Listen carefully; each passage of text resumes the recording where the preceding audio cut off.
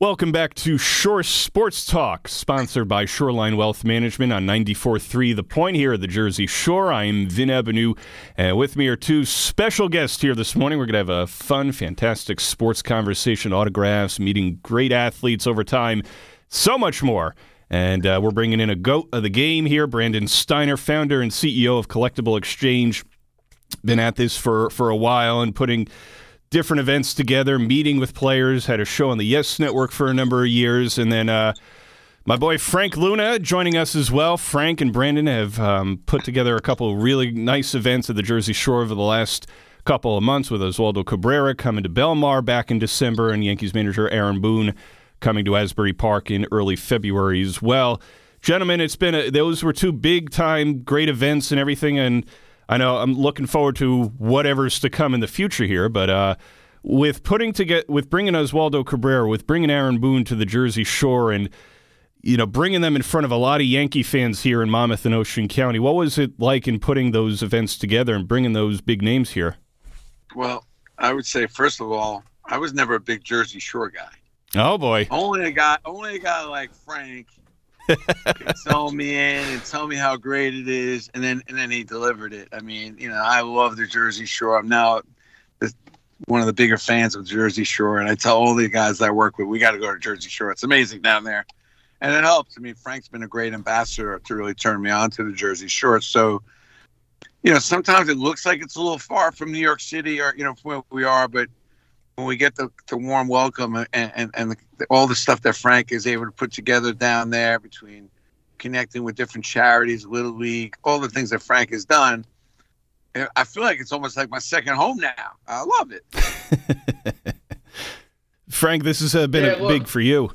Yeah, Vin, and I can't thank Brandon enough for what he said. And, I do view myself in a way as an ambassador of the Jersey Shore. It's an area that we love. We're born and raised here. It's got that lunch bucket mentality, good, hard work, and honest people up and down the coast. And, I just value the opportunity to work with guys like Brandon Steiner, to bring, guys like Aaron Boone and Oswaldo Cabrera. I mean, they're two active members of the New York Yankees. I don't think we've had that in this area in, I can't even tell you how long. And, yeah.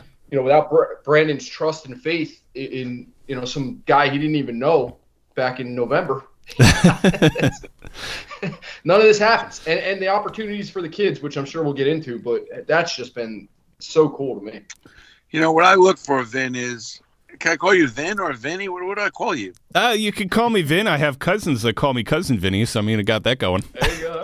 All right, Cousin Vinny. I thought you were going to say something else, but we'll go with the Cousin Vinny. All right. I'm sure people call you better or worse.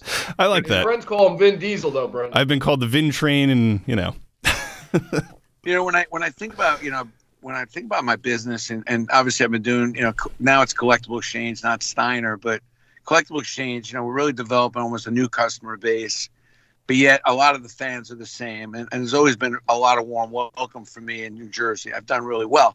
But what I look for is people that are curious. Like when I'm trying to develop new partnerships and relationships, as I have over the last 3 years, particularly moving away from Steiner into my new company, Collectible Exchange, it's like what I loved about Frank and what I love is his curiosity level. I don't know if he really knew what the hell he was doing when I met him, to be honest with you, but I like the fact that he admitted that.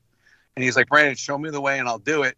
But I love this curiosity. And to me, curiosity will lead you to passion and purpose. And then you get to commitment. And now that's how you develop a really great relationship where all I want to do now is go to the Jersey Shore, which I'm really not sure why. I think my wife thinks that I've got a bunch of girlfriends there or something. But that's how passionate Frank is about the Jersey Shore. And yet he's still curious about doing stuff that's never been done there. Every time I'm there, we come up with another scheme and idea of what we could do to blow the people in Asbury Park away. And that's how I look at business. And that's what excites me. Is like, how do we do something that's not been done? How do we do something that's really weird, different? Wow. I can't believe you guys are doing this. And that kind of mindset, which, Frank looks at, he is a rookie in the business, but not a rookie in life and not a rookie as far as his reputation in Asbury Park. So to me, I love that. When I run it, when I'm able to partner up in this situation in Asbury Park, there's so much going on there, and I'm rookie. I'm a rookie at it. Like, I just didn't realize how cool and how much Asbury Park and that whole area had going on. You hear about it, you read about it, but then when you go and live it, which I'm sure the people out there realize it, because many people that live out there have told me. So it's been amazing, and the athletes are not easy, but they trust me when I tell them about something like this or different things which I've been doing my whole life, trying to talk athletes into doing stuff they don't want to do or don't think they should do. You get good at it, but you got to deliver. And so it's really important that, they put in a situation where there's a warm welcome. We're doing some good, which every other word out of Frank, when we go to Asbury Park, we talk about Asbury Little League, or we talk about working with some military former vets. We have, my new company, I've made a lot of money over the years, but the new company always has a do good component. Always has to be some good in what we're doing. It can't just be money. Now, that's just me. I'm a for-profit organization, but for me to get up in the morning and keep working at this point, which I like doing, I want to make sure that I have some do good stuff going on in almost everything I do. If it leads me to doing more well, so be it. If it doesn't, I'm great. And I think that sometimes people get confused. They want to do more well, and then they'll do some good. But when you do more good, it leads you to doing more well.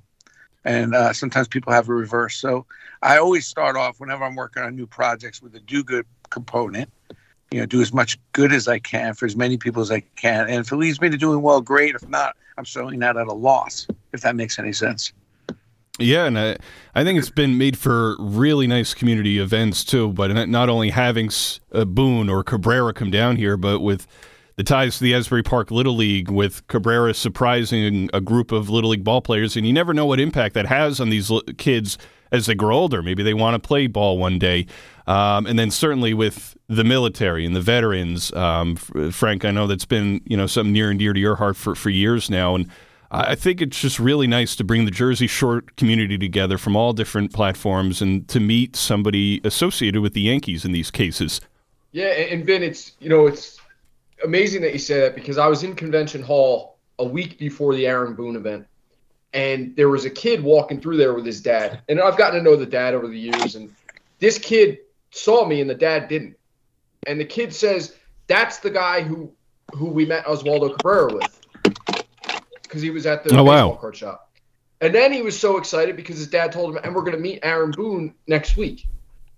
I want these kids in this area, and we can talk about the military thing, but especially these Asbury Park Little League kids who come from an area that has been distressed over the past few decades, and I want them to have a shoebox when they're 20 years old of a bunch of different baseball cards autographed by a bunch of different people, and I want them to ask their parents, where the heck did we get these from? And the joy of seeing the parents be able to bring their kids for a night out at no cost to them, because of the various community organizations and corporate sponsors that we've had that have stepped up in a big way, especially Jersey Shore Supplements. I mean, those guys have been just rock stars in making sure that the community is involved and engaged. And because those events they're not cheap, number one, but they're not easy to pull together in 3 weeks. And it takes the community to do it. And my girlfriend, God bless her, Jill, I mean, she's an anchor in this, man. I would be in debt.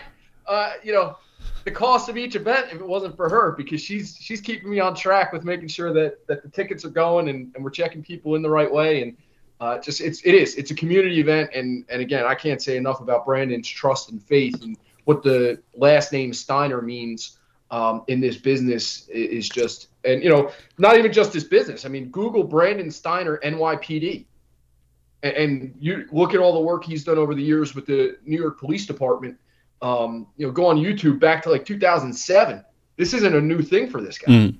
And so when we're able to partner up and do things like this, I am trying to learn, and I'm trying to get better at it. And the business side, I'll learn. As long as the heart is in the right place, you can't teach that a lot of times. What is it like putting these events together in terms of reaching out to the player or manager, in the case of Boone, their agent, in organizing this Brandon over the years, with setting up either individual meet and greet autograph events or events where there's multiple players, multiple managers, and so forth? Well, I mean, listen, after 30 million autographs that I've secured, probably even more, and literally, thousands and thousands of appearances. I mean, I've been booking appearances since 1989. You're talking about tens of thousands of appearances. There's a reason why I've lost most of the hair on my head. I mean, listen, everybody wants the glory, but they don't want to know the story. But these guys are busy. They make a lot of money. They're in high demand.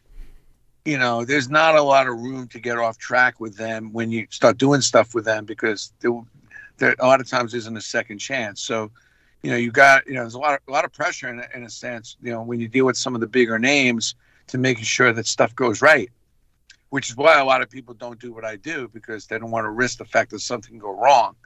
I just love this stuff enough to make sure that I do everything I can to make sure it goes right and develop enough relationship credibility that if something does go wrong, they're not going to kill me. But I mean, Mariano Rivera, who I've been working with for over 25, almost 30 years now, still kills me about something that happened like 20 something years ago. I mean, it's unbelievable, but hey, we've probably done hundreds of things. So, to answer your question is, it's not easy. However, you develop credibility over time by being consistent, doing what you say. And it's not complicated. Do what you say, deliver something really that makes sense. And my whole theory behind selling and to answer your question is value proposition is, going to players that I know are looking to do certain things that match up to the things I'm trying to sell them in on. I don't want to go to a Red Sox fan and pitch him some Yankee stuff. Right. There's some players that I never forget. I was doing this video for Nissan, and we were doing 10 of the top salesmen at Nissan to congratulate them, and they all picked their favorite player. And one of them was Hank Aaron. So I was trying to get Hank Aaron on the phone. I couldn't get him. Calling. He's not responding. Finally, I asked his secretary, Susan, I go, what's going on? Hank's not calling back. He goes, he just redoing his whole lawn, and he redid the whole backyard of his house, and he's trying to get a John Deere lawnmower. Okay. I said, Susan, it's crazy you mentioned that. I got an unbelievable solution for him. Put me on the phone with him for 1 minute. Tell him I got a great solution. I get on the phone with him. I go, Hank, you're not going to believe this, but I'm working on a deal with John Deere and also Nissan. I can get you a brand new John Deere lawnmower within a week to your house. He goes, what do I got to do? I said, I just need to do this video for Nissan. So I'm going to pay you some money and get you a John Deere lawnmower. He goes, well, send the video cameras over. You promise you can get me the John Deere? Yeah. So, you got to find out what the players want and what they're looking for. It's really important. Sometimes people forget. They're human beings. They have needs and wants and helps with certain things. So I try to match it up. And that's kind of been my game, to answer your question. And that's helped over the years, I'm guessing, as well, with just building relationships and rapport with some of these either current or former athletes. So far, so good. I mean, you always have, listen, you always not pitching a shutout here. Sometimes things do go astray, but generally speaking, I mean, you build a reputation, and there's a certain amount of creativity towards that too. Going to players with things that they had never thought of. Sometimes people don't even know the help that they need. And I'm always a forward thinker. So again, I always think like you want to improve your relationships. If you really want to improve the direction that you want to go in a relationship or with a business that you're trying to do business with, increase your empathy. And empathy is, putting yourself in someone else's shoes. So I would say, if you want to increase things, just increase your common sense. Think about what other people are thinking about. So I actually put myself in a Major League Baseball player's shoes, which I know I would never be a Major League Baseball player, but can you imagine what it's like to be one? Can you imagine what it's like to be a professional athlete with a pressure on them to produce, knowing their career could be short, knowing they got a million people coming at them? Everybody needs help. The question is, can you put yourself in their heads as opposed to staying in your head? And I always say, if you can produce value, and that's kind of my trick, and value is what you can do for someone they can't do for themselves. So I'm always thinking, what value can I produce for somebody that they can't do? And I become a little more attractive that way. And that's what keeps me going all these years, is putting what they want ahead of what I want. And believe me, for me, it hasn't been an easy road. I mean, I started this business opening up fan mail for like 30 different athletes. You know how humbling it is, opening up envelopes day after day for months at a time, hoping to find an appearance in one of those envelopes? It's a fun way to go through the mail. It's insane. But, you know, players felt guilty. They had all this fan mail. This was before the internet, boxes and boxes. LT had 50 boxes of fan mail. And even LT, as big and bad as he was a really soft soul. He did not want to throw away that fan mail. I went through every letter, everything in every one of those boxes, found a few appearances. Unfortunately, saw some sick kids that we were able to send letters to, notes to. And it gave me a reason to be in front of Lawrence a bunch of times. Oh, wow. He was a big name at the time, you know? Yeah. Yeah, listen, when I get a chance to meet Lawrence Taylor earlier this month in Freehold, I sort of got the sense in just talking to him that I feel like there's been a lot of either reporters or other people who have asked him about things that he doesn't really want to be known or remembered for or asked about, and I was just there to talk about football. It's like, what are your favorite memories playing football? What do you think of the Giants now? And I think he was taken aback by that at first. He's like, you know, what are we going to be talking about? And then he just got more comfortable, and I think treating with him with kindness and respect, for what he did on the football field, I think that opened him up, and I think that people got a sense of another side of who Lawrence Taylor is, with how good of a football player he was. You should have asked him about his baseball career. Lawrence was a catcher, and he always said, when I hit the ball, they didn't say I got it. They said, go get it. My favorite Lawrence Taylor line was, I love that. Gun, I had an arm, I was a badass. He was a really good baseball player. I love talking. I mean, you get into some of these side stories with some of the players. I mean, usually a lot of these players, or anybody you talk to that's extraordinary, it's something, usually has some pretty good stuff going on with a couple other things. And that's like that's all the juice that you want. I mean, who cares? Who cares the trouble, this, that? Yeah. It's always easy to move to that. I really want to know is how the hell did you become so great? Right. And what were some of the stories along that helped you develop that greatness? Whether there were people, different things that clicked in that I could share, use myself, or share with the people I'm talking to. Brandon, and, they all got them. They all got the stories. Brandon, Frank, have to head to a quick break here on the show, but want to keep talking sports. Can you hang right there? Absolutely. Absolutely. There we go. More Shore Sports Talk sponsored by Shoreline Wealth Management with Brandon Steiner and Frank Luna right after this on 94.3 The Point. Welcome back to Shore Sports Talk sponsored by Shoreline Wealth Management right here on 94.3 The Point. I'm Vin Ebenau, joined by a couple guests here this morning. Frank Luna of Bradley Beach, a Monmouth County resident and just a favorite of everybody's here around the Jersey Shore. And then, of course, a legend in the game of sports collectibles, Brandon Steiner, founder and CEO of Collectible Exchange. We've been talking about the two events that they put on with bringing Oswaldo Cabrera and Aaron Boone to the Jersey Shore and just some different stories over the years of working with different athletes. And towards the end of the last segment, we were talking a little bit about Lawrence Taylor and some off-the-field stuff. I'll say this. When we were lining up, when he was going to sit down to start signing autographs and meet with fans in Freehold, he got a call from Bill Parcells. He's like, hold on. He's like, Parcells is calling. He's like, hey, Coach, how's it doing? He's like, I know why you're calling. You're calling me. My birthday was yesterday. You want to wish me happy birthday? He said, Leonard Marshall was sitting right next to him. He's like, here, say hi to Coach. And then a couple minutes later, he's like, give me back that phone. So I just thought that was like a cool little thing. That's like, what happened when you met Lawrence Taylor? Like, well, he happened to get a call from Bill Parcells at the time, and we were standing right there while he was doing it. So, over the years, for either of you, a question, with any of the athletes or sports professionals that you've met over the years, are there any stories that you'd like to share with things like that have happened kind of along the way, either meeting them or during an event? Hold on a second. First of all, if you Google Brandon Steiner, Lawrence Taylor, Bill Parcells on YouTube, you'll see one of the best interviews I've ever done. And there are hundreds of them on there, but and you'll see an interview that I barely talked. It's about 30 minutes. Oh, I wow. don't think I have many more. The two of them went at it. You will laugh your ass off. It is hysterical. The two of them could run a comedy show. It's a must watch. It's one of my highest rated YouTube videos as far as people watched it. It was just crazy, the two of them. Hysterical. So just as a side note, the two of them have their own little gimmick. They have their own little gig going. No question.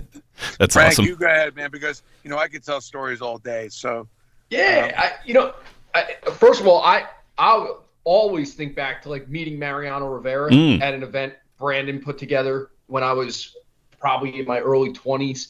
I think back so fondly on that. But I'll tell you what's been amazing. And I had kind of, probably because of my time in the military, I was just kind of taken away from sports for a while. I wasn't as plugged into what was going on in baseball. And I grew up born and raised a Yankees fan to, Don Mattingly, Paul O'Neill. These guys were my life idols in so many ways. And obviously the Jeters and Marianos of the world. But I had gotten tickets to a Yankee game from one of my neighbors here in Bradley Beach. And there were 4 seats in right field. And I forget the exact section we were in, but like a good 40-year-old guy, I had my glove on in the bottom of the 8th inning. Yeah. And I'm there with Jill and her children, Layla and Henrik. And we're sitting there, and the Yankees are up, 5 runs, whatever it was. And Andrew Velazquez steps up to the plate. And he rips a home run. And if you watch this video, man, I'm not trying to brag because, I peaked in high school as far as baseball was concerned. But I caught this ball on a fly. Andrew Velazquez, first home run, kid from the Bronx. And what happened after that, security came down and they wanted the ball back. And I just gave it back. I wasn't in negotiation. I just said, look, I talked to Eddie Festuke, who's the security guy with the Yankees, who every Yankee guy knows. And I said, Eddie, the only thing I could ever ask for is that the kids get to give them the baseball. I didn't want I wasn't – he said, look, because of COVID, we can't do that right now, but we want to bring it back next year when we'll bring it on the field for batting practice. So Jill, myself, and her children got to go on the field last year, I guess, for batting practice for the Yankees. At this point, Andrew Velazquez is on the Angels. So Eddie even worked with us to make sure we were there when the Angels were in town. And we got to meet Velazquez in the Angels dugout for about 10 minutes. That was like amazing, right? Just before that, we got to spend some time with Aaron Judge on the field at Yankee Stadium. In the middle of his MVP run, his historic, home run chase. I mean, just what that's going to mean to her kids. Yeah. Down the line, like that photo of them with Aaron Judge, it looked like something from Jurassic Park. Literally, like it didn't look real. It just felt like it wasn't even happening when it happened. And that type of stuff, I mean, you can't. Hold on, Vin. I just want to. The views that are expressed on this program, I want people to know they are not my views, and I have nothing, zero to do with these opinions and these views that have been expressed. Because there is no way I'm giving that ball back for nothing and just hoping for the best. And I highly recommend to anyone listening not to do that because you're entitled to get yours. And please call me and I'll help you negotiate it. And hopefully I'll get Frank to see this story straight and get his mind wrapped around a little more capitalistic approach. That's it. It did work out for us. I give him that. It did work out, and I'll tell you the crazy thing about it, like giving that ball back to Velazquez and then, what we did with that, Brandon? And I know you and I have talked about this briefly. That got caught up a little bit. Some viral moments. Oh, military guy gives up baseball to New York Yankee, who Squid was like talk of the town at that point. Yeah. And we were able to turn that into a $5,000 fundraiser for the Asbury Park Little League. Al Dukes from The Fan hopped on, the radio and was talking about it because he lives in Bradley Beach. And little did I expect, then, it was like, oh, I like baseball a lot more now. Her kids liked baseball. They got more into it. And then you're on the field with Aaron Judge. I'll tell you what, that's probably a $40,000 experience in itself. Sure. I mean. You did well. You did well. I made out all right. Still not in agreement. And so did the kids. Yeah. Still not in agreement with that whole whatever you did. But I'll say fine for now. But, don't be doing that. It worked out well because you're a good guy. You did good. Frank's all right. I'll go along with it with you. That was cool. That's probably part of how we met. That's become such a sports debate, though. Like, especially like this past season when Judge was going after the record of Ruth Maris and everything else. Of like, okay, if you catch this home run ball, what would you do with it if you happen to catch it? Would you give it back to him? Would you negotiate a price? And I think it got a lot of people talking. Like, if you. And not just a home run. If you're in baseball and you happen to get a ball or a piece of memorabilia from a a game, like maybe David Wells' perfect game back in '98. What would you do with that piece of memorabilia if the player wanted it itself? Would you negotiate a price? What would you ask for? Have you seen a lot of that, Brandon, over the years, with people trying to figure out what they would ask for, what demands they would want in exchange for giving the ball or a bat back? Absolutely. I mean, we had that whole debacle with Derek Jeter's 3,000 hits. Oh yeah. We had taken care of Derek on all his 3,000 hit stuff ahead of time, and then sure enough, the one thing we didn't account for is him hitting a home run. So now we got to get that ball back because we kind of owe it to Jeter because he's already. We've negotiated a deal with him, to give him everything he wanted in exchange for him getting back, us getting back a bunch of autographs and other stuff. So sure enough, he gets a home run. Of course, Derek, and that was a debacle. But, you see all this stuff happening. What's amazing about the ball that Aaron hit? You get this multiple choice. I looked at it like, when stuff like this happens, you got A, B, C, D. This moron who caught the Aaron ball, this idiot. And I don't really like to attack people that I don't know, but what the hell? Let me throw this guy under the bus because he's a moron. I mean, he did none of the above. That wasn't an answer. None of the above. He didn't even do what Frank did, which would have been cool. Give him the ball back. And there probably could have been some cool stuff to get along with that or sell the ball, whatever. But what I would have, he held on to the ball. And then he got a lot less money for the ball than he probably should have gotten and could have gotten. But what I would have done, knowing the kind of season that Judge had, is I would have partnered up with Judge. I would have gone to Judge because I don't think Judge really cared that much about the ball. But if I went to Judge, who's just getting his foundation started, and said, Aaron, why don't we do this? Let's get this up. Let's have an auction. I'm going to donate this ball. By the way, the donation, and the guy was a pretty wealthy guy, so that tax write-off would have been the same amount of money, whatever the ball sells for. So he gets his tax write-off. He would have got all the bells and whistles, and now he's got a relationship with Judge, which he probably could have talked Judge into doing something for him personally to make it up. Sure. For giving him the ball. He gets the tax write-off and all the notoriety and ends up with the same amount of money. The ball probably would have sold for $3 million. He ends up getting $1 million. $1 million. So he goes and donates that ball right away to Judge, gets a $3 million tax write-off, gets Judge to do something for him, and then does some good because he's raised a bunch of money for Judge's foundation, and now he has a relationship with the big dog.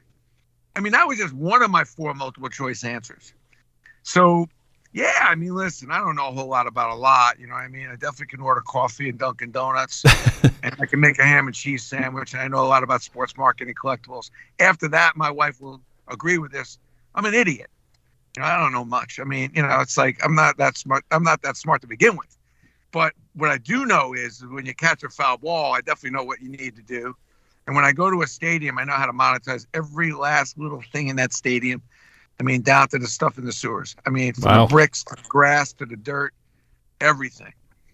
Like, if you're in doubt, you just call me. But, a guy like that, he just got so caught up in the moment. And as Frank did, it's like, so when great things happen, you can decide to get caught up in the moment and just respond accordingly. Or you can take a step back outside yourself, go to somebody who knows what they're doing, and then take the best advice of how to monetize, capitalize, or maybe a part of it's doing the right thing. Yeah. I like even my first choice. I partner up with Aaron Judge, man. Yeah. Yeah. And Brendan, that was even in my brain too, because I had people coming up to me like, you got to get money for that ball. And I knew I had about a 5-minute window. And in my mind, I was like, look, am I going to be the guy? And let's call that ball, I don't know, Velasquez first home run ball, $5,000, $10,000, $20,000, whatever it is, right? I wasn't going to be the guy who left that stadium trying to negotiate with that kid who was in the Bronx, born and raised, pinstripes, parents there. I was not going to be the guy in the New York Post the next day who was like holed up trying to get $5,000 out of Andrew Velasquez's family. His dad's a cop, an NYPD guy. I mean, you can't write that story. And so even so, I'm like, I just wanted to give it to the guy. And I knew somewhere in there, and, you're ignorant to suggest that you're not thinking somewhere like, oh, something cool is probably going to happen because I just gave it up. Frank, I gave Jeter the ball. Yeah. But I monetized it too. Like, you could give him the ball, but I would have asked him for, maybe a game-used bat, a jersey, and the meet and greet. Well, now that I know you, there's a lot of ways to skin it, and obviously it's easier for me to sit here and backseat drive, which I love doing. But at the end of the day, you know, listen, these guys make a lot of money. These teams make a lot of money. And then there's the personal part of it, you know, and believe me, a lot of people agree with you, Frank. I'm not the majority. Oh, yeah. You're the majority. A lot of people, if you poll them, which maybe Vinny's going to do, he'll poll them. I'm telling you that a majority of the people would say I'm with Frank and what he did, love what he did. I would do the same. I'm a minority. I get it. And I'll have to live with that one day, whether that's good or bad. That's my position. But I would say, yeah, give him back the ball. But I want something monetarily. I sat in the seat. I caught the ball. My luck. And I want some things back. Do I give him that ball? Happy. Yeah. But him giving you a game-used jersey or one of his game-used bats and a meet and greet would have been no big deal. And then you could decide what to do with those products. I am just happy I'm not the guy who had a glove on and missed it. Oh, yeah. Drop that ball. Oh, my God. Oh, yeah, like the guy trying to catch Judge's home run in Texas. Oh, boy. Exactly. Yeah, man. Yeah, just flew into behind the fence. You know, I love Velasquez, but I mean, I got my Jeter dive picture up here. That's a Steiner piece. I mean, come on, man. I got an alligator tail from when I went swimming with an alligator. What's great about all of this is that, you know, it's memories that matter. You know? It's like we're talking about a baseball and catching a baseball at a game. And, I mean, it's just one big game. And the fact that we can laugh and have fun and there's some monetary value to some of this on top of it, I'm so grateful. You know, honestly, like, to think that I would be sitting here at my age, knowing as crazy a sports fan as we were as kids, as I was, and think that, you know, this is how I'm going to make a living is just outrageous. And I'm so grateful. And the fact that I can have this conversation on a somewhat serious level is outrageous. But I enjoy it, you know, and it's fun. And I would say, you know, when it's all said and done, again, you know, Frank, you're not the minority when it comes to doing the right thing on something like this. But I'm more of a, you know, it's my business and it's a capital approach. And, you know, it's nothing wrong with it. I remember Phil Rizzuto telling me a story. You know, I represented Phil with his Hall of Fame run for 7 or 8 years. And he hits this game-winning home run. He's rounding the bases, literally a walk-off home run. And Phil didn't hit a lot of home runs. He was, you know, he's going crazy. He's rounding the bases, and somehow his hat flies off. And he goes into the locker the next day after his game-winning home run. There's a note in there, and he figures, you know, it's something from ownership. He's figuring they're congratulating him, and they tell him he's owed $4.50 for the hat he lost. It's amazing how things do change. You know? Yeah. It's like, gosh, yeah. Exactly. And same thing with Wetland, by the way. Like Wetland, like Mark Teixeira in 2009 gave the ball back, even though that last ball in the final out. New stadium, could have got 6 figures, gives it to ownership. Gave it to Steinbrenner for no big deal. John Wetland held on to that ball, didn't sell it after he won in '96. You know, everybody's got their different view. Right.